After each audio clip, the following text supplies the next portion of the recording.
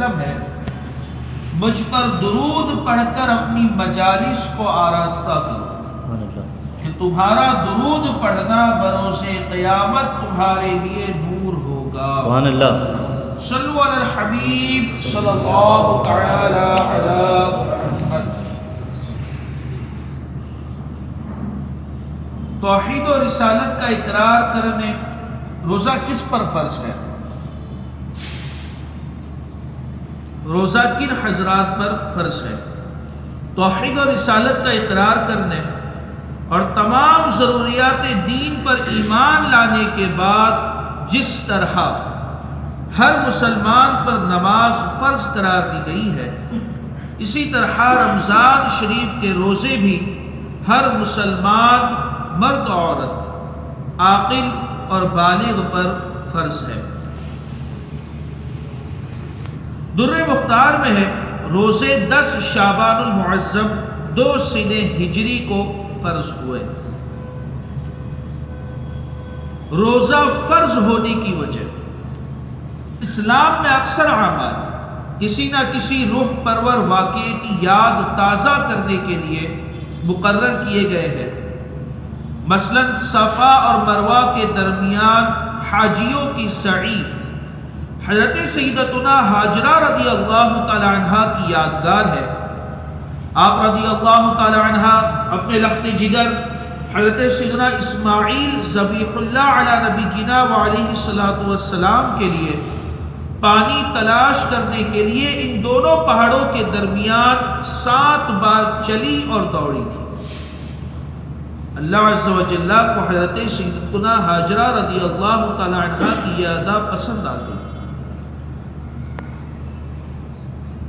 لہٰذا اسی ادائے حاجرہ رضی اللہ تعالی عنہ کو اللہ عز و جل نے باقی رکھتے ہوئے حاجیوں اور عمرہ کرنے والوں کے لیے صفا اور مروہ کی سعی واجب فرما دی.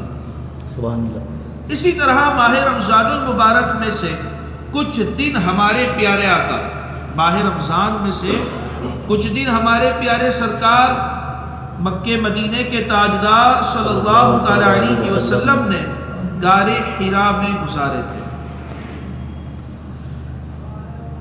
اس دوران آپ صلی اللہ تعالی علیہ وسلم دن کو کھانے سے پرہیز کرتے اور رات کو ذکر اللہ عز و جل میں مشغول رہتے تھے. تو اللہ عز و جل نے ان دنوں کی یاد تازہ کرنے کے لیے روزے فرض کیے تاکہ اس کے محبوب صلی اللہ تعالی علیہ وسلم کی سنت قائم رہے. سبحان اللہ. نبی کے 3 حروف کی نسبت سے انبیاء کرام علیہ السلام کے روزوں سے متعلق 3 فرامین مصطفیٰ صلی اللہ تعالی علیہ وسلم. نمبر 1، حضرت آدم صفی اللہ علی نبینا وعلیہ السلام نے چاند کی 13، 14 اور 15 تاریخ کے روزے رکھے.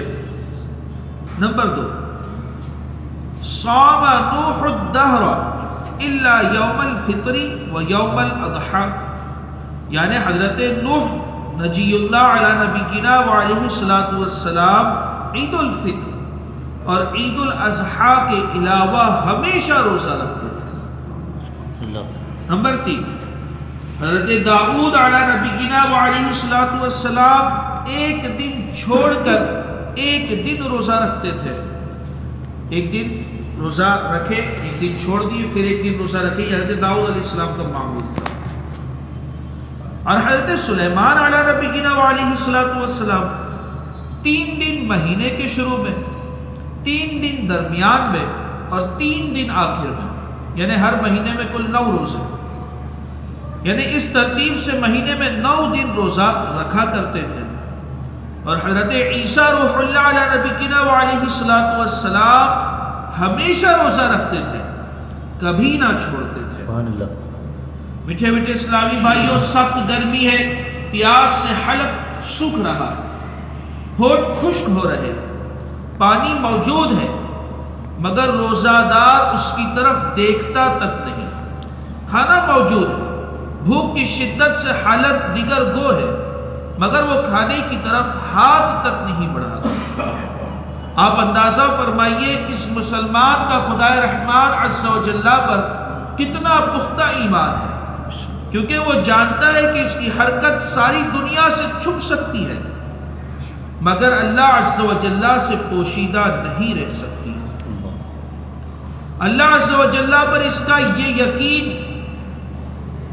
روزے کا عملی نتیجہ ہے، کیونکہ دوسری عبادتیں کسی نہ کسی ظاہری حرکت سے ادا کی جاتی ہے مگر روزے کا تعلق باطن سے، یہ چھپا ہوا ہے، اس کا حال اللہ عز و جل کے سوا کوئی نہیں جانتا۔ اگر وہ چھپ کر کھا پی بھی لے تب بھی لوگ یہی سمجھتے رہیں گے کہ یہ روزے دار ہے، مگر محض خوف خدا عز و جل کے باعث وہ کھانے پینے سے اپنے آپ کو بچا رہا ہے۔